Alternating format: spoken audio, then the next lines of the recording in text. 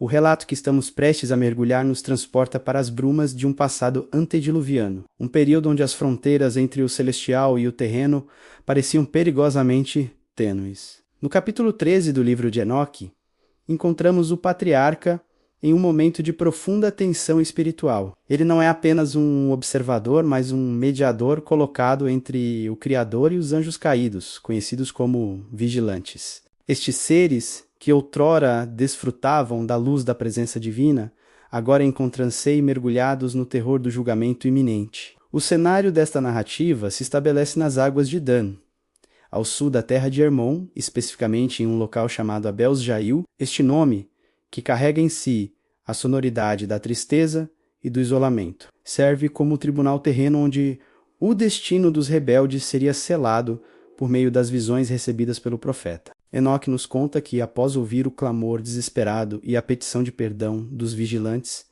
ele se retirou para este local solitário. O texto é claro ao descrever que ele se sentou junto às águas, um elemento que na tradição bíblica e pseudepígrafa frequentemente simboliza purificação ou um ponto de contato com o divino. Enquanto ele lia a petição escrita por aqueles que não podiam mais erguer os olhos para o céu, o sono o dominou. Não foi um sono comum, mas um estado de êxtase profético. Foi neste momento que as visões de repreensão começaram a fluir. O versículo 10 é o ápice desta experiência, onde o profeta desperta do transe e se dirige aos sentinelas caídos para entregar a mensagem, que o céu havia decretado de forma irrevogável. Para compreender a profundidade deste momento, precisamos olhar para a geografia espiritual de Hermon. Na cultura daquela época, o Monte Hermon era visto como o local da descida dos vigilantes, o ponto de origem da contaminação da raça humana através de conhecimentos proibidos e uniões ilícitas. Ao se posicionar em Abel Jail,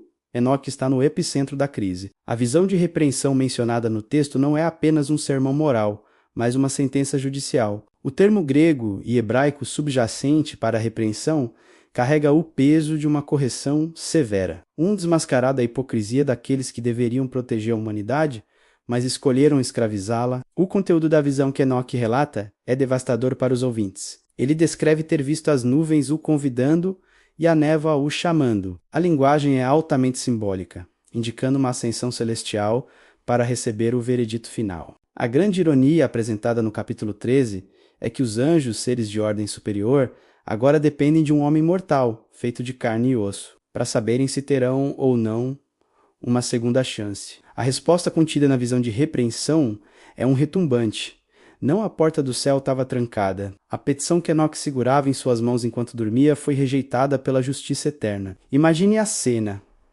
Seres que viram a fundação do mundo agora, tremendo diante das palavras de um descendente de Adão. Ao descrever as visões em Abel Jail, o texto reforça a natureza da justiça divina. Deus não é apenas amor, mas também um fogo consumidor que não tolera a corrupção da ordem criada. Os vigilantes tentaram usar Enoque como um advogado de defesa, mas ele acabou funcionando como o oficial de justiça que entrega a ordem de despejo espiritual. O versículo 10 destaca que Enoque veio a eles e falou a palavra da justiça. Isso implica que a verdade foi dita sem filtros. A repreensão focava no fato de que eles abandonaram sua morada alta, santa e eterna, para se contaminarem com as mulheres da terra. No pensamento teológico de Enoque, o pecado dos vigilantes não foi apenas a luxúria, mas a transgressão das fronteiras ontológicas. Ou seja, a mistura do que é eterno com o que é temporal de forma desordenada e caótica. Historicamente, o livro de Enoque exerceu uma influência maciça no pensamento judaico do Segundo Templo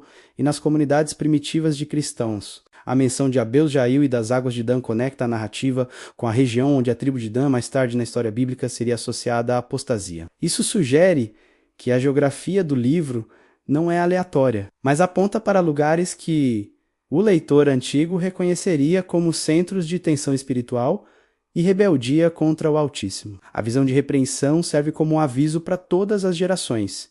Ninguém, por mais alto que seja seu posto no reino espiritual, está acima da soberania do Criador. A estrutura do capítulo 13 nos mostra um Enoque que é ao mesmo tempo compassivo e firme. Ele sente o peso da tristeza dos vigilantes, tanto que o texto menciona que eles estavam sentados com o rosto coberto, em sinal de luto e vergrama profunda. Entretanto, O compromisso de Enoque é com a verdade que lhe foi revelada no sonho. A repreensão detalhada na visão revelava que o castigo seria o aprisionamento em vales profundos da terra até o dia do grande julgamento final. Não haveria paz para eles. A repetição da frase sobre a falta de paz é um eco do destino de todos aqueles que rejeitam a luz em favor das trevas e do poder mundano. O relato termina com a descrição da reação dos vigilantes ao ouvirem o que Enoque viu em seu sono. O medo tomou conta de todos eles.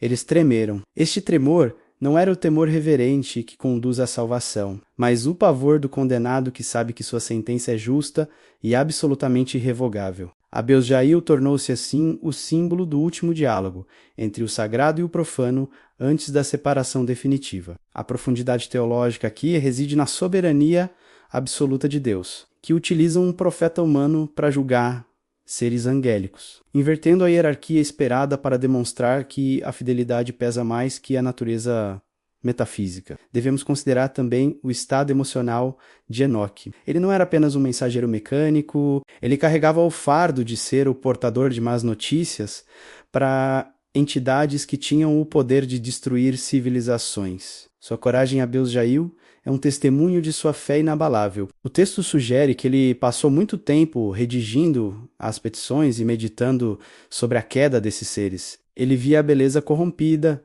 o conhecimento que deveria ter sido usado para o bem agora transformado em ferramentas de guerra e feitiçaria. A visão de repreensão era, portanto, uma restauração da ordem. Nas entrelinhas do capítulo 13, percebemos que a localização em Abias-Jail não foi escolhida pelos vigilantes, mas designada como um local de exílio e expectativa. Enquanto Enoque dormia e recebia as visões, os anjos permaneciam em silêncio, aguardando uma palavra que nunca veio. A ausência de resposta divina direta para eles foi a maior punição. Deus falou através do homem, humilhando o orgulho daqueles que se achavam deuses. O versículo 10 é o golpe final nesse orgulho. Enoque se levanta, limpa o rosto e proclama que o tempo da intercessão havia acabado. O impacto deste relato para nós hoje é o lembrete de que nossas ações têm consequências que ecoam na eternidade. Se até os anjos, que conheciam os mistérios do céu, foram julgados com tal rigor,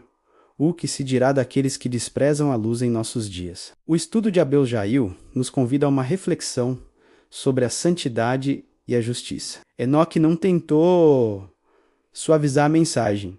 Ele não tentou oferecer uma falsa esperança. Ele foi fiel ao que viu, e o que ele viu foi a glória de Deus se manifestando através de um veredito que limpava a terra da poluição espiritual deixada pelos vigilantes. Ao final, quando Enoque termina de relatar suas visões de repreensão, o silêncio que se segue em Abias-Jail é ensurdecedor. O texto nos deixa com a imagem desses seres poderosos curvados diante da autoridade espiritual de um profeta. A história de Enoque permanece como um dos relatos mais vívidos de intercessão e julgamento na literatura antiga, ecoando através dos séculos a mensagem de que a justiça de Deus alcança até os lugares mais remotos e as criaturas mais poderosas. Este é o legado de Abias-Jail, o local onde o céu disse não à rebelião e onde a terra ouviu a voz da verdadeira justiça.